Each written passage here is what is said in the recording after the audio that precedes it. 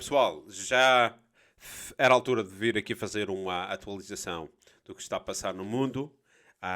O cenário da Ucrânia já lá vamos, continua a ser o central e mais importante, que tem suscitado mais interesse também aqui às pessoas que vêm aqui ao canal.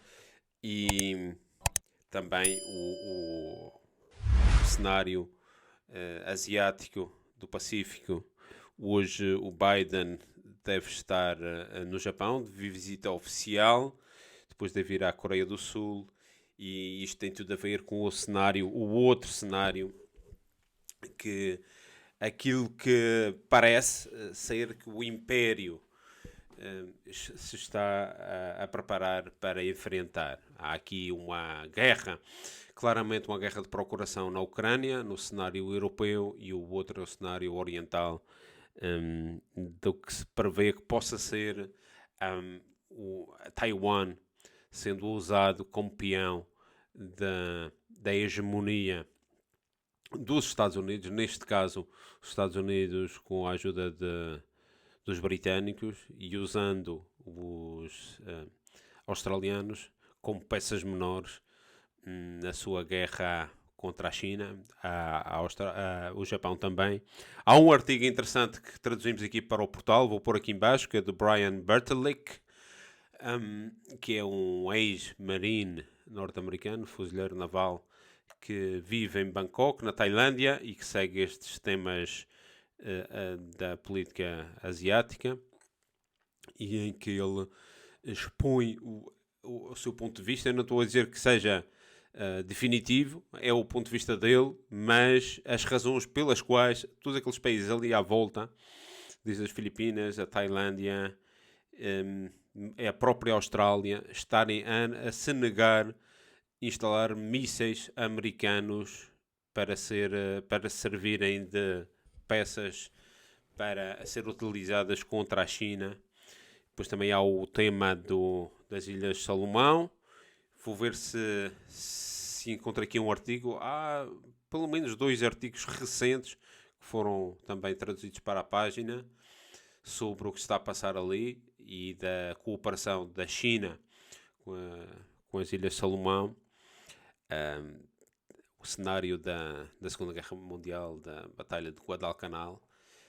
Os americanos querem também, não admitem que a China se instale ali, nem com não há sequer, por enquanto, nenhum dado referente a que a China esteja ali a instalar uma base militar. Simplesmente aqui há acordos comerciais entre duas nações que estão à distância que estão da costa dos Estados Unidos. E isto é para vocês verem também a dualidade de critérios que há aqui. Quando a Ucrânia se predispunha já a instalar bases, ou seja, construir um arsenal nuclear e ingressar na NATO ao lado da Rússia, na fronteira direta com a Rússia, e ali a Rússia entendeu como uma ameaça existencial. Como é que os Estados Unidos entendem como uma ameaça de que haja acordos comerciais entre a China e as Ilhas Salomão no Pacífico, tão longe da sua costa, e estão aqui a ameaçar já uma nação soberana, por mais pequena que sejam umas ilhas perdidas no Pacífico, e de como muda a perspectiva. Vocês imaginam o que é que seria se a Rússia agora instalasse mísseis na Venezuela ou na Nicarágua, o que não representaria? Portanto, aqui temos o outro cenário, o cenário oriental. O presidente dos Estados Unidos hoje a viajar para o Japão. Há um acordo entre o Japão, a Índia, a Austrália e os Estados Unidos do Quad, um acordo de defesa, e depois há o outro do AUKUS, da Austrália, Estados Unidos e Grã-Bretanha. Portanto, os Estados Unidos está investindo imenso naquela zona para empurrar a China, para não deixar a China dominar o seu espaço. Mas isso, como dizia o John Mearsheimer já há algum tempo, os chineses, só se fossem idiotas que os chineses não quereriam dominar a Ásia. E ele também diz, isso é uma entrevista que já vi há alguns meses atrás, de que a China não tem a capacidade de hegemonia mundial, nem quer dominar, porque não faz sentido querer dominar a política internacional de forma hegemónica, como os Estados Unidos o fez nos últimos 70 anos, mas que seriam idiotas se não o quisessem fazer no seu sua imediata vizinhança, no seu espaço natural de projeção do seu poder, que é a Ásia. E aí sim a China não vai permitir, ou seja, de que os Estados Unidos interfira e que os Estados Unidos tenham a veleidade de não deixar a China se expandir, já seja para aqueles países todos que a nível comercial tem uma série de acordos e das suas comunidades na Indonésia, nas Filipinas, na Tailândia, no pequeno comércio. Ou seja, aí a China vai dominar e tem que dominar, isto do ponto de vista próprio do professor da Universidade de Chicago, do John Mearsheimer, bom, neste ponto temos claramente, já aqui há uns tempos atrás falei no artigo sobre a Ministra dos Negócios Estrangeiros britânica, Liz Truss, que tinha falado nestes dois cenários, ainda por cima tinha falado de uma forma bastante assertiva, para não dizer agressiva, de que a Grã-Bretanha ia implicar-se nestes dois cenários, da Ucrânia e da China. Portanto, esse artigo vou pôr aqui, que é as peças de xadrez, a dama e o rei posicionam-se no tabuleiro do xadrez. Este artigo, aliás, até foi traduzido para inglês e foi publicado no The Saker. E aqui está corroborado que agora com esta visita do Biden ao Oriente, mas leiam aqui o artigo do Brian Bertelick, porque ele diz que ali aqueles países estão a entender o que está a passar e não vão querer ser usados pelos Estados Unidos da mesma forma que a Ucrânia foi usada, com as terríveis consequências que estamos a ver. E aqui na Europa parece que a mesma sorte, o mesmo destino querem a Suécia e principalmente a Finlândia. A Finlândia tem 1.300 km de fronteira com a Rússia. Atualmente a fronteira da Rússia com os países da NATO é de 1.200, mais ou menos, um pouco menos, salvo erro, de quilómetros, sendo os países do Báltico ali imediatamente a leste, mas depois mais uma fronteira que há que ter em conta, que é a do enclave de Kaliningrado, em redor da Polónia, que é outra fronteira. Esta também conta, é fronteira entre a Rússia e a NATO. Portanto, agora vai mais do que dobrar, sendo que esta fronteira da Finlândia, eu julgo que vai ser usada mais cedo ou mais tarde pela NATO para provocar a Rússia com a instalação de material, de bases, de movimentações, de treinos, daquilo que era um país que era neutro, a Finlândia. Quantos anos nós ouvi-se falar da finlandização da Ucrânia, que era aquela ideia de ter um espaço neutral, que seria a buffer zone, como diziam os ingleses, que é uma zona neutral entre a NATO, uma aliança militar de defesa, e a Rússia, uma potência nuclear, a maior potência nuclear do planeta. Portanto, aquela zona ali devia de ser razoavelmente e entendivelmente neutra para que não se produzisse conflitos. E o primeiro conflito que sucedeu foi exatamente agora, quando a Ucrânia já estava equacionando a hipótese de entrar na NATO. Mas não era só isso, é porque a NATO já estava a fazer exercícios lá, estava enviando material para lá, estava enviando gente para treinar o exército ucraniano, e principalmente o exército ucraniano estava investindo demasiado na defesa, ou seja, tinha 300 mil operacionais. É o maior país da Europa a Ucrânia. Não tínhamos aqui não podemos esquecer aqui dos temas. Há muita gente que diz que a Rússia não está ganhando a guerra porque está demorando muito tempo. Isto aqui não se trata de uma invasão qualquer, é uma operação para desmilitarizar um país que é o maior país da Europa, uma extensão enorme, e não parece que as coisas estejam a correr tão mal como aqui na imprensa europeia se tenta fazer. E vejo aqui algumas coisas que roçam o ridículo de jornais e telejornais, de televisões que nós tínhamos como referência. Vamos buscar coisinhas que não valem nada, que não importam para nada, para tentar justificar que a Rússia não está conseguindo os seus objetivos.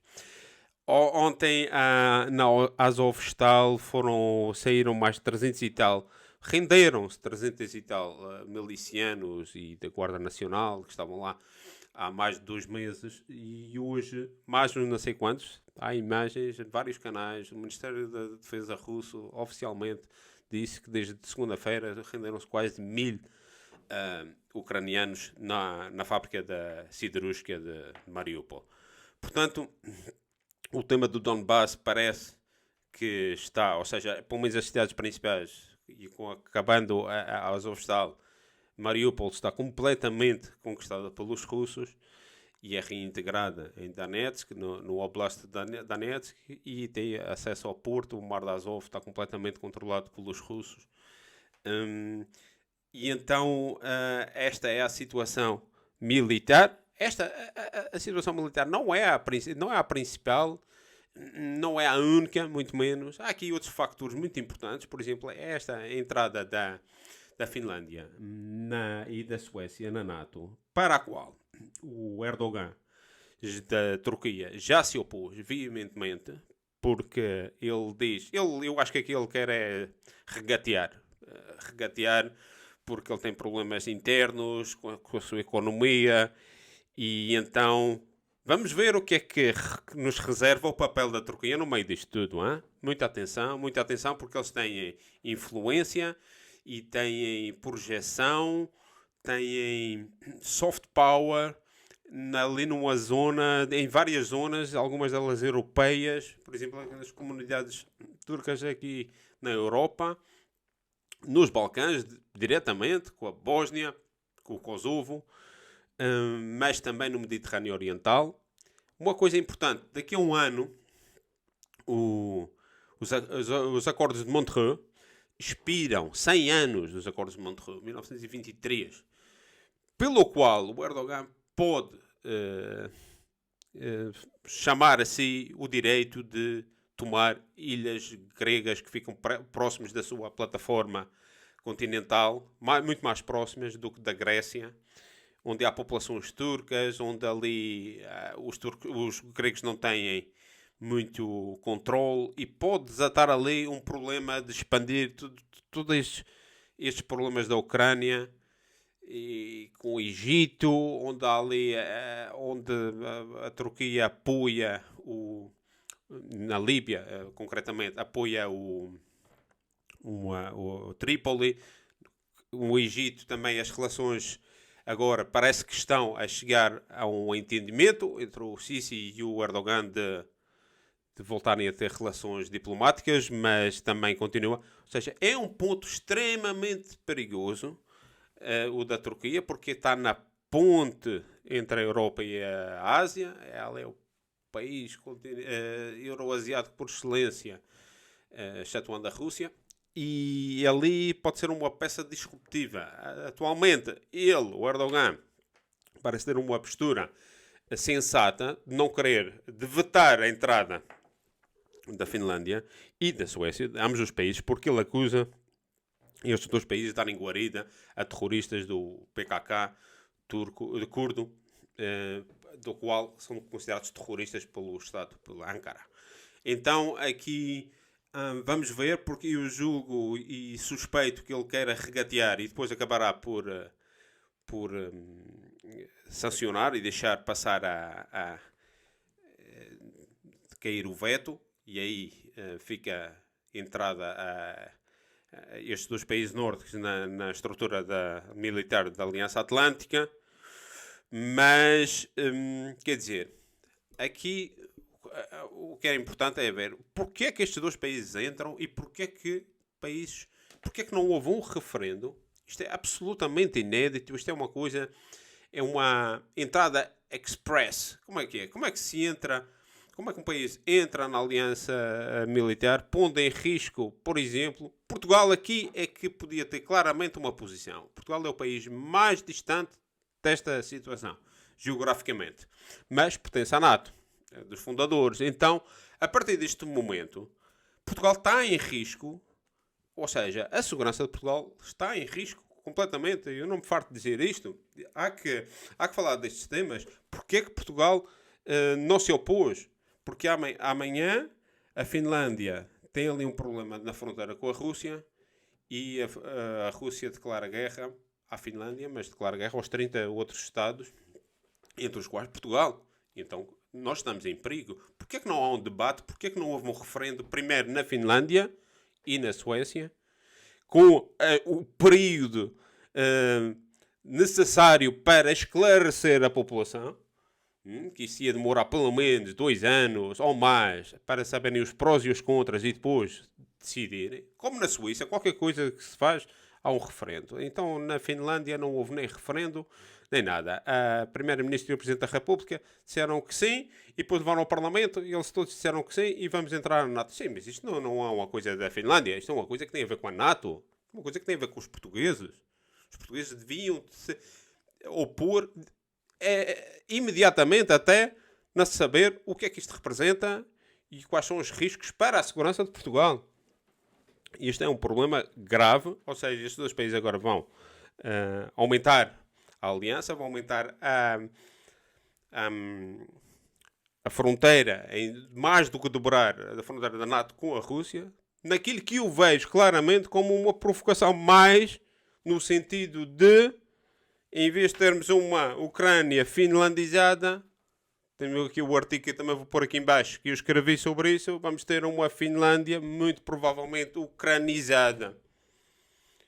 E isto não é boa ideia, claro que não é boa ideia, é uma péssima ideia. Com as consequências que isto comporta para todos os outros países, entre os quais o nosso, Portugal.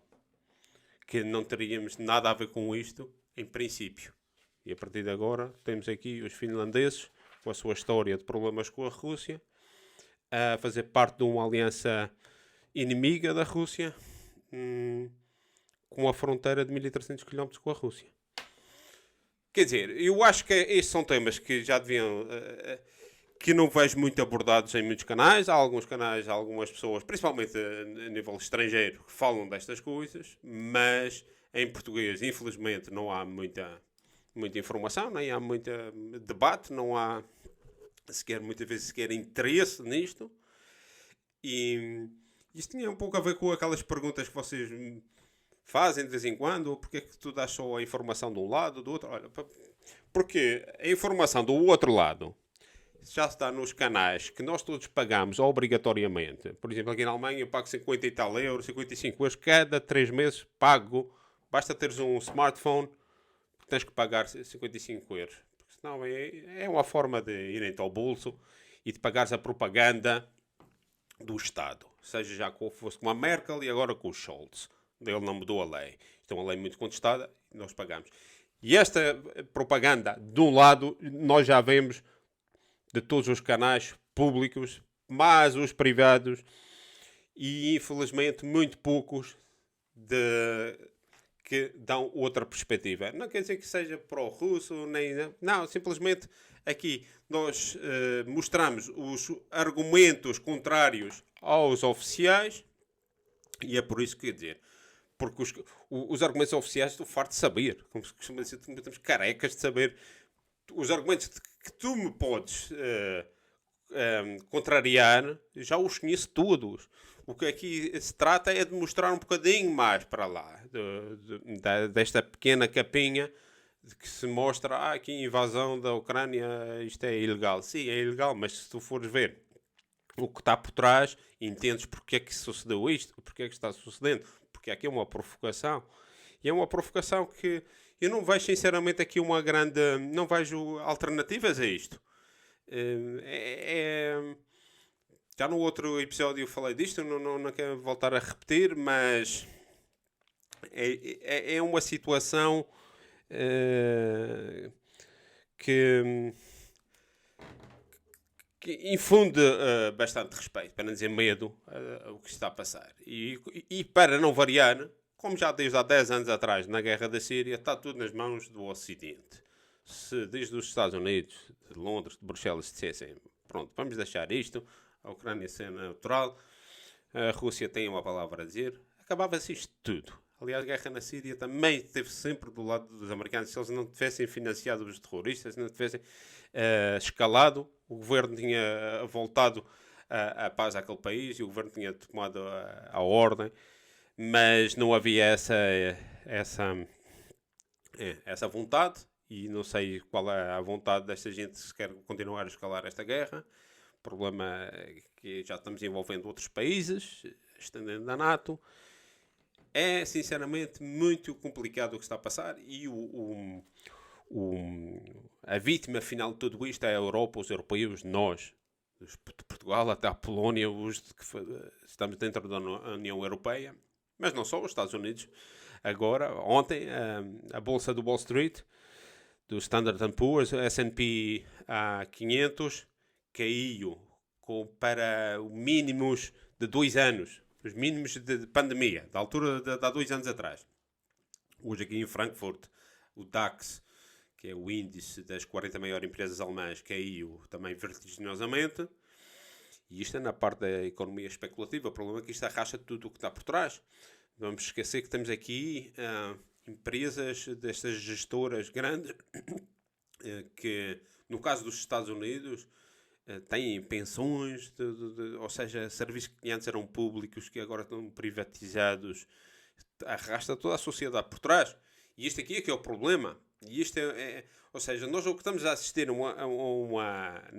em termos gerais, é um período bastante delicado das relações internacionais, porque estamos a assistir a um final de um modelo económico que já não dá mais de si, e a tentar reajustar das antigas potências que dominaram nos últimos 70 anos, que têm força militar e que podem desequilibrar, e à exceção de toda uma outra economia do Oriente, de todos os países que estão fora do sistema europeu, anglo-europeu, britânico. E então é uma fase que, se ultrapassarmos sem um desastre pelo meio, é como um parto. São as dores do parto. Mas depois vem tudo um mundo que pode ser melhor que para todos. Então, já falei disto aqui o ano passado, vou pôr aqui um vídeo aqui em cima, não sei se é aqui ou aqui, sobre a conferência do Biden e do Putin no ano passado na Suíça. Já se via que ia acontecer alguma coisa.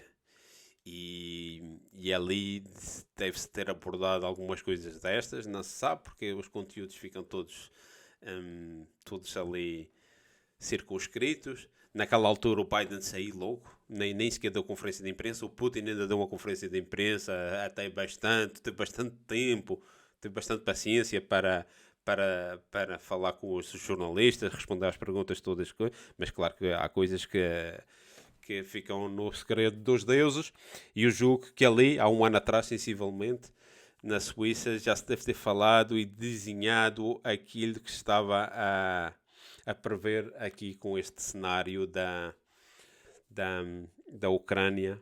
Portanto, agora é uma fase perigosa, com o arrastar da economia toda por ali abaixo. A inflação continua a subir. Aqui na Alemanha as coisas começam a ficar complicadas, mas o chanceler Scholz ainda ontem esteve no Parlamento, ou foi hoje, e hoje a notícia aqui a dizer que a Rússia não pode ganhar, nem vai ganhar, ainda por cima ele diz com as certezas todas que não vai ganhar a guerra na Ucrânia. Ou seja, eles estão dispostos a tudo, e ele já multiplicou o seu orçamento militar aqui da Alemanha para 100 mil milhões. 100 mil milhões. Andam há 2 anos, desde o início da pandemia, e ainda não foi aprovado o aumento de 1.000 milhões para, para os enfermeiros e tudo mais, por causa que há muita gente que já não quer ser enfermeira aqui na Alemanha, porque não se paga bem. Então isto ainda não foi aprovado. 1.000 milhões, há 2 anos que andam com isto e de um dia para o outro, pau, 100 mil milhões em armas, porque a Alemanha está disposta a dizer que a Rússia não pode ganhar esta guerra. Até que ponto é que esta gente está disposta a empurrar os alemães para esta fogueira?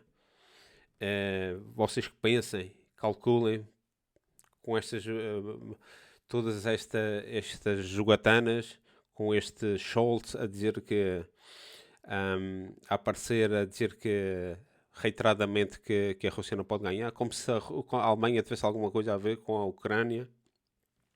E quando vemos que no terreno a Rússia está firmemente, ou seja, que tenha taticamente dito não vamos continuar a fazer o caldeirão a Kharkiv ou a Kiev, é uma decisão militar de altos mandos, mas quer dizer, não há aqui cidades que tenham sido tomadas e depois perdidas. É um avanço sólido, é como na Síria. A Rússia, onde passa, demora, metodicamente, e tem uma doutrina militar totalmente diferente dos Estados Unidos, por exemplo. Mas depois, quer dizer, fica lá solidamente. E é isso que está passando. Portanto, o que é que esta gente aqui na União Europeia, na NATO, está a pensar em ganhar esta guerra contra a Rússia? Já não é hora de dizer, vamos, a nossa economia vai agora começar a ir por aqui abaixo, por causa disto, por causa das sanções, por causa... Bom, não me quero repetir, eu já tenho dito isto desde o início desta operação. Há que sentar-se à mesa com a Rússia, mas nós temos aqui os nossos políticos é que mandam e fazem estas figuras. Quando isto começar a se ver à mesa, quando começar a faltar pão à mesa, vocês vão ver aqui o pessoal europeu a pedir as cabeças desta gente. Porque esta gente está-nos a empurrar, porque pagam-lhes. Isto é uma estrutura multimilionária, que é uma estrutura, é uma teia de interesses, em que tem estes que estão a ser pagos para jogar o povo à frente. É o que aconteceu na Ucrânia. Temos o Zelensky todos os dias a dizer vamos para a guerra, vamos para a guerra, vamos para a guerra. Lá no seu escritório, recebendo milhões, com pensões em Londres, com mansões em Londres, com dinheiro fora do país, multimilionário a ser pago. E os soldados ali, hoje em dia, já estão a usar, na Ucrânia, é muito triste, estão a usar padeiros, gente de 60 e tal anos, 70. Pá, é muito carne para canhão, vá lá matar a Rússia, com morte certa. Hoje acabou, vemos aqui no Twitter que havia aí uma unidade ucraniana que disse, não, nós, Severodonetsk, nós pomos as armas, acabou-se, rendemos-nos. Estamos a ser enviados para a morte certa, não temos hipóteses com o exército russo, enquanto em Kiev estão eles nas suas jogatanas de alta política internacional, recebendo milhões. E a mesma coisa aqui na Europa, os nossos políticos estão dispostos a nos mandar, mas isso não vai passar porque nós antes vamos julgá-los. Que é isso que vai passar se eles continuarem? O povo vai pedir a cabeça a esta gente. Bom, pessoal, até à próxima.